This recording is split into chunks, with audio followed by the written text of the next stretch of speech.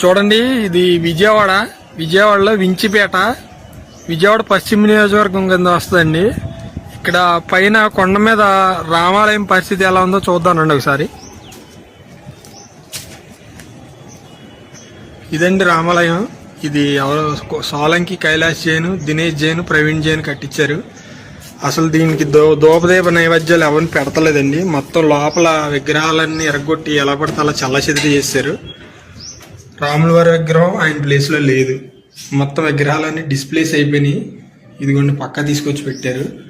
రాముల వారి విగ్రహాలు ఇక్కడ లేవు. పూజాధికారులు కూడా జరగట్లేదండి. ఇది ఎలా ఉంటే, ఈ రామాలయానికి ముందు ఒక శిలువ, వెనకాల శిలువ చర్చిలో వాళ్ళు కట్టారండి. అవి ఫోటోలు పెడతాను మీకు చూడండి. బ్యాక్ సైడ్ ఒకటి, ఫ్రంట్ సైడ్ ఒకటి కట్టి వాటికి లైటింగ్ పెట్టారు.